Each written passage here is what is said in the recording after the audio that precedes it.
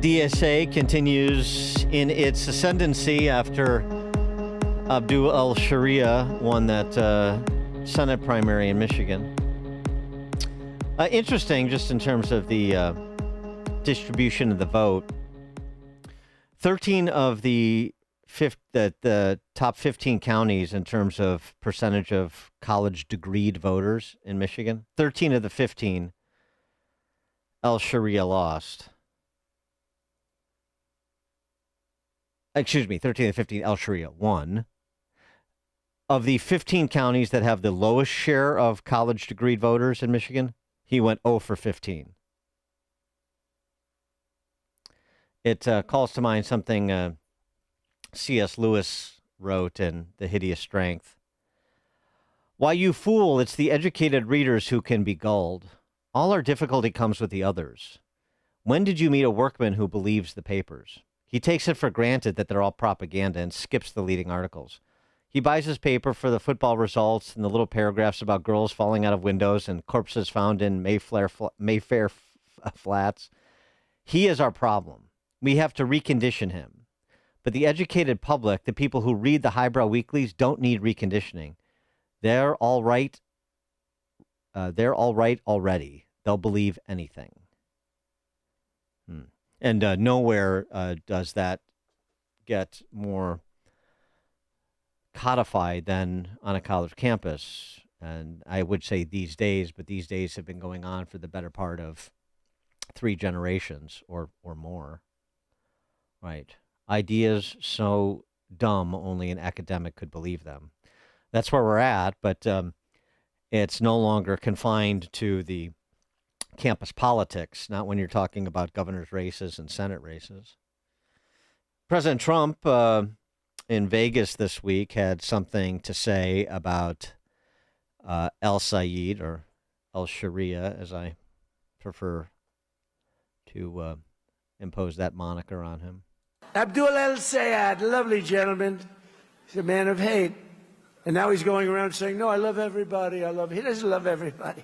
Put him in office. You're going to find out what he loves. He doesn't love Israel. He doesn't love Jewish people. He hates them. He hates them with a passion that burns in his heart, and there's not a frickin' thing he can do about it. There's not a thing he can do about it because he hates them. Well, I mean, he could do something about it, but he's not going to, as has been made clear throughout his candidacy.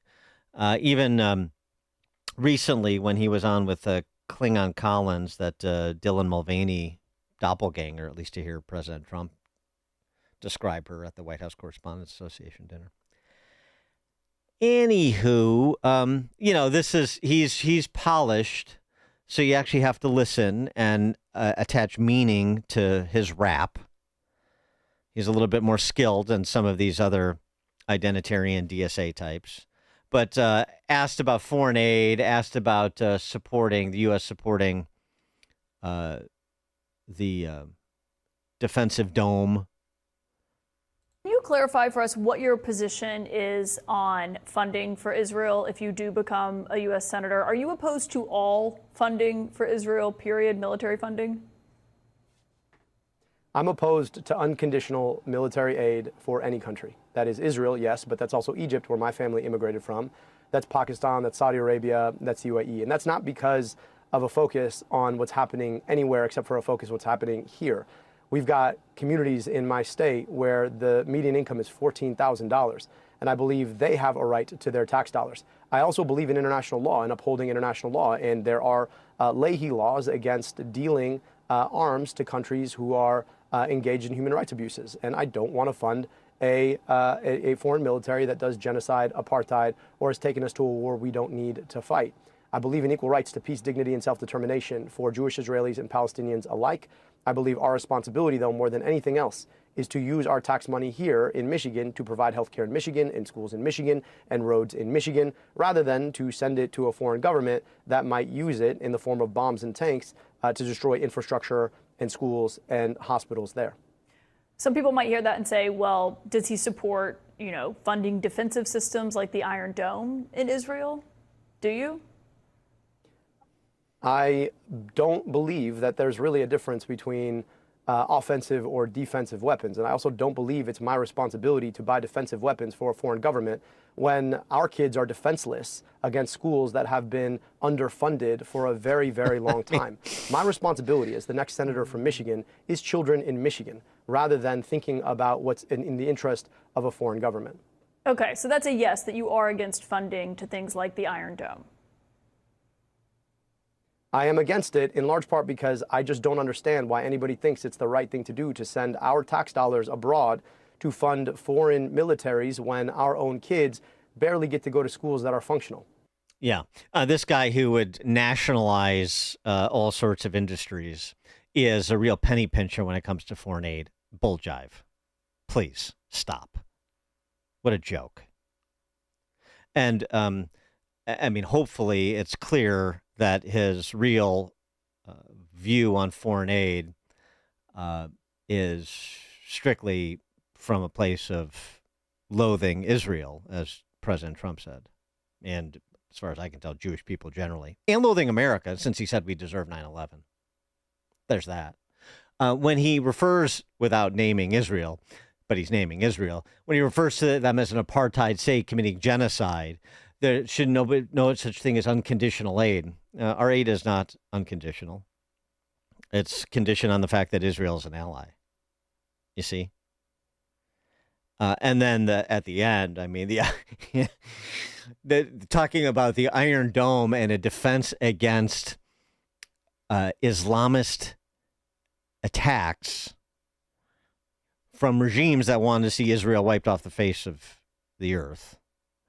And then I'm concerned about defenseless children in Michigan school, in our underfunded Michigan schools. I mean, come on. I'm giving him too much credit when I say he's polished, but it's just, by comparison. At least he's not having to reverse course in terms of whether or not Thanksgiving is a holiday that should be celebrated in America, like Miss Hong up in Wisconsin, and she's on the ballot this coming Tuesday. Looks like we're going to see another DSA victory. She's also facing growing questions about past controversial comments, including when she said she wanted to cancel Thanksgiving because, in her view, it was essentially racist. That's that post from 2020. But now, I don't want to cancel it. I actually love it. We bring, it's kind of in-laws and family members and their in-laws, and it's a big event. I'm going to be real. I'm kind of a curmudgeon when it comes to holidays in general. Yeah, it's just curmudgeonly. Just like Al Sharia is a penny pincher, right? I think it should be canceled because it's racist. No, I actually love it. No, I'm not sure what I think about it. You have against Halloween? I just don't. It's kind of.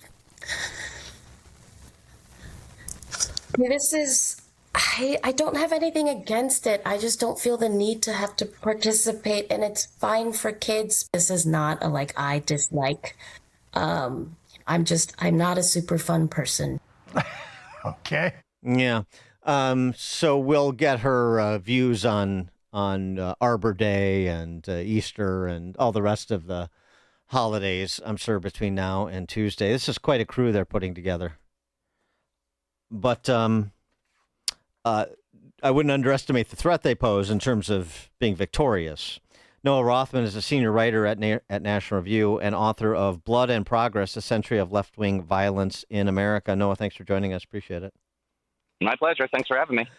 So Al Sayed, or Al Sharia, the candidate in Michigan against a former, FBI, DNI patriot, really. I think it's fair to call Mike Rogers that.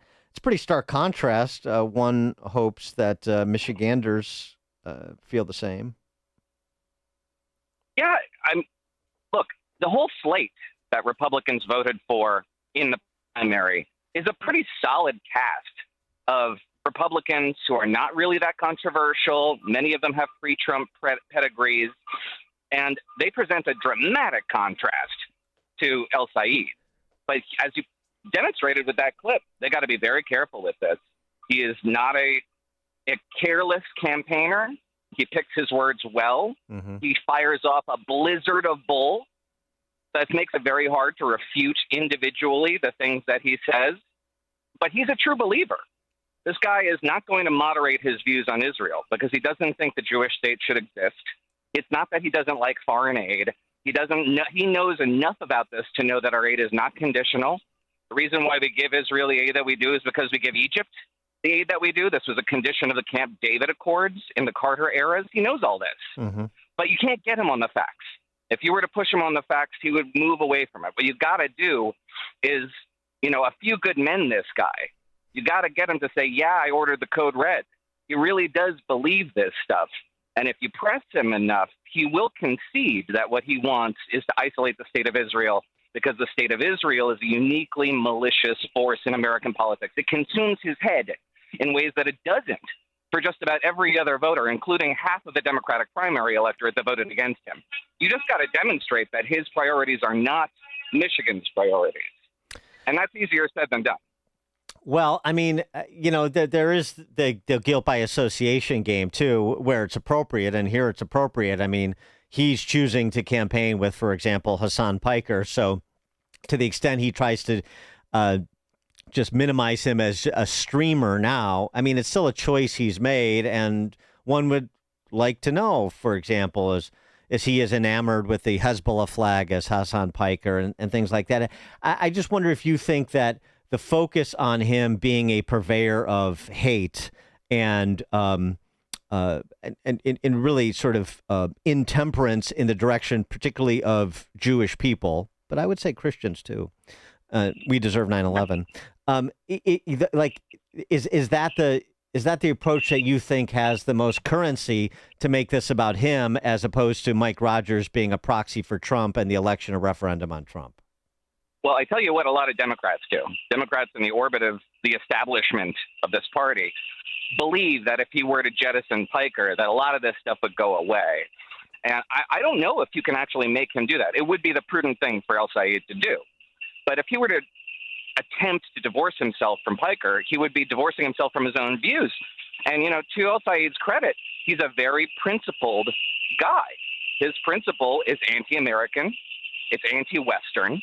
And I don't think he's going to be able to distance himself from Hassan Piker because he really wants to be an ascendant figure. He wants to shift the ideological pole in the Democratic Party away from a conventional view of the United States as a force for good on the world stage. He doesn't believe it is. Yeah, he thinks it should retreat. Well, right. And Hong, Francesca Hong, is a less capable version of the same thing. I mean, she was campaigning with Piker and Ilhan Omar. That's not an approach to say I'm going for center mass in the state of Wisconsin. So they must, I mean, a combination of ideological commitment, and maybe they think that the play in the midterms is whoever has the most animated base, even of animated radicals, wins, counting on some lethargy among Trump voters, and this is the path to actual electoral victory. Maybe there is an electoral component to this as well. And there will be. And if Mike Rogers says, listen, we can't have a guy who keeps the company that you keep. El Sayed turns right around and says, well, let's talk about the company you keep. Trump, Trump, Trump, Trump, Trump. Right. And that's not an ineffective tactic in a swing state in a year where progressives are going to do very well. It may be quite effective.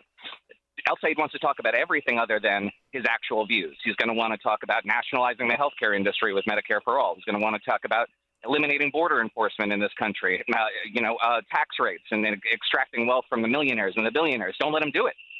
Don't let him do it. You've got to demonstrate that what he wants is to reorient the entire American foreign policy away from the post-war status quo because he thinks America is evil. And if you prod him enough, you'll get there. He won't disguise his views. He'll couch his views. He'll make them more palatable to most people without saying exactly what it is he believes. You've got to get him to say what it is he believes. And what he believes is an assault on Western civilization. It is an attack on the American civic compact that we've all understood it in our entire lives. It's really that serious. So Republicans have to treat this race like an existential threat. The Democratic Party, after his victory, is going to be a much more Islamist party. And that is as threatening to the American fabric as anything I can imagine. Mm-hmm. You don't want a Democratic Party that looks like that, because they will win elections. And they will win elections behind a platform that is anti-American. Well, the imperative, it sounds to me, is at least in part to appeal to those patriotic, blue-collar, non-college educated Democrats in those 15 counties where that El Said lost in the primary. Appeal to their sense of I believe in America, and America's a great place, and America's even if I don't like Trump or whatever, that's got to be part of it, because you have to turn those voters out and put them in Mike Rogers' column in order to win Michigan. And they also, these DSAers, they also get away with the notion that they're the compassionate ones, right? That they are oozing with just affection for their fellow man in ways that their critics are not. Why they want to cut off funding for the Iron Dome is very simple. They want more Israeli civilians to die. AOC has said this explicitly in her more intemperate moments. They believe if more Israelis die, the Israeli public will turn against Israel's defensive priorities and shrink within its borders and ultimately retreat from the world stage. That's what they want. They want more dead Israeli civilians. There is nothing compassionate about that. You need to expose the degree to which they say everybody else is bloodthirsty. That's bloodthirsty. You're the one who wants to spill civilian blood to affect some kind of policy change that you think will beget positive social change in the world. It's delusional. It is masochistic, sadistic. It's the sort of thing that needs to be exposed with ruthless efficacy and just unfailing resolve. You can't get distracted. What they're going to want to do is distract you. Focus on this guy and what he actually believes. And I do believe that, as you said, most Democrats, rank and file Democrats, like this country. You cannot say the same about the Democratic Socialists of America. That's a real vulnerability. So do you think Said becomes like the albatross, or that's the challenge of the Republicans, to make him an albatross, to make him a play in other competitive races, both at the statewide level and particularly in the Midwest, but not limited? Or is it the combination, or is it sort of all of the above? It's Graham Plantner to Troy Jackson to Francesca Hong to El Said to Chevalier to and on. What do you think? Yeah, it can't be everybody, right? It has to be one or two very controversial figures. So El Said is good. Daria Eliza Chevalier is another. Mila Kiros in Colorado, who said that 9/11 was rendered inevitable by virtue of liberating Kuwait from Saddam Hussein. That was Osama bin Laden's logic, and she agrees with it. You got to pick one, and then do what Democrats did to Todd Aiken in 2012. Yeah. Make him the face of the party. Make every Democrat get on record with what do you believe with what this person says, or should we cast them over the fence? The media helps Democrats in that effort. They will not help Republicans in the same way. But the GOP, with message discipline, can force the press to acknowledge their own message by virtue of saying it so often, over and over and over again, to a degree that if you're going to report on what Republicans say, you're going to have to report on that, because that's all they're saying. And that's the sort of thing that can nationalize these races in ways that Democrats establish this tactic. Republicans can perfect it. Noah Rothman, senior writer at National Review, author of Blood and Progress, A Century of Left-Wing Violence in America. Noah, thanks as always. Thank you. And he joined us on the alphawealthgroup.com answer line. This is the morning show more Chicago radio listeners are choosing. This is Chicago's Morning Answer on AM 560. The Answer. Hi, I'm Ken Mariotti, owner of Woodland Windows and Doors, a third-generation family-owned business since 1969. We know you're bombarded by choices when shopping for new windows or doors.